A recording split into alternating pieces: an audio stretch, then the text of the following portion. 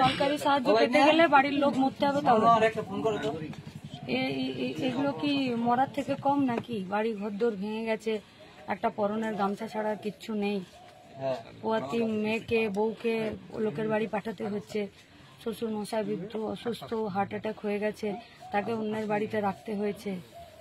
এগুলো কি মানে বিনা মরে বেঁচে থাকা? তাহলে তারা কিচ্ছু পাবে না।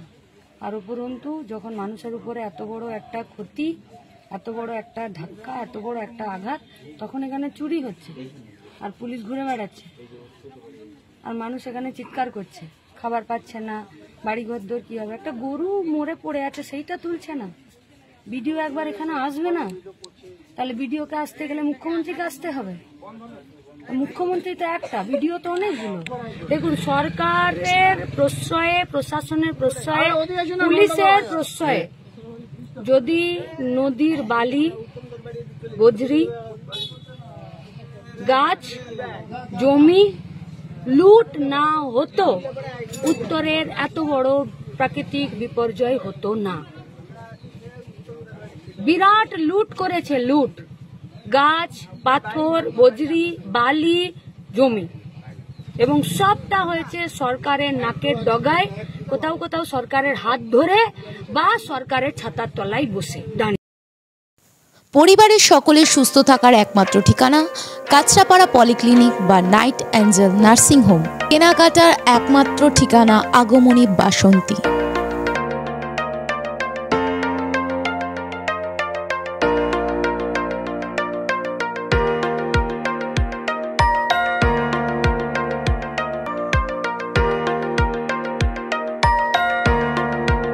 এখানে আমাদের সব থেকে মানে এখানে আশেপাশে দেখছি একটু খাবার একটু অসুবিধা হচ্ছিল, তো আমি দেখলাম কি এখানে একটা ছোট্ট একটা চায়ের দোকান করব।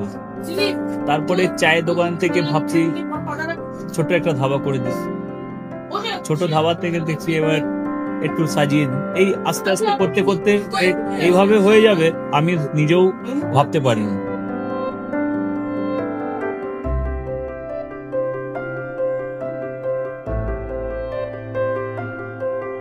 ব্যবহারের জন্য আমাদের এখানে কার পার্কিং থেকে নিয়ে, গেস্ট খাবার থেকে নিয়ে, বাড়ি, এরকম কিছু ব্যাপার যদি থাকে তো মানুষকে বাড়িতে আমরা সার্ভিস দিতে পারবো, এইভাবেও আমরা চেষ্টা করব।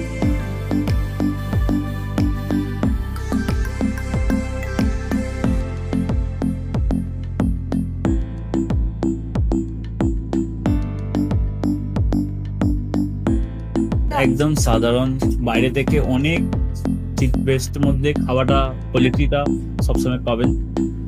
একবার আমি মানুষকে একবারই বলবো কি একবার আমাদের কাছে এসে একবার টেস্ট করে যাবেন।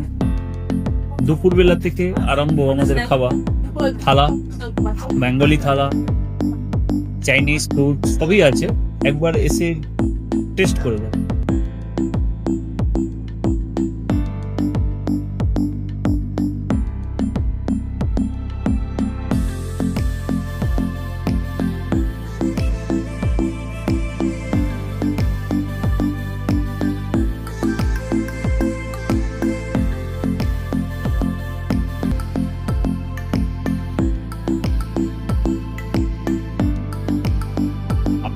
চ্যানেলের মাধ্যমে বলি একবার আসুন কেশরী ধাবাতে, দেখে নিন।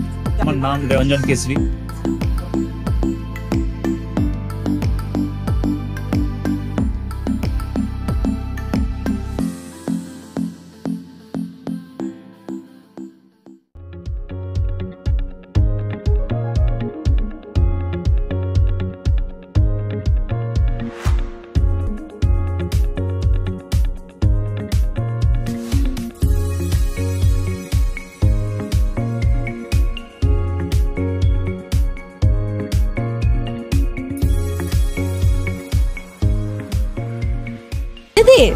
রান্নাঘরকে আরো অত্যাধুনিকভাবে সাজাতে, সমস্ত কিছু পেতে চলে আসুন নৈহাটি গৌরীপুর চৌমাথা বাজার কেশরী লাইট হাউস।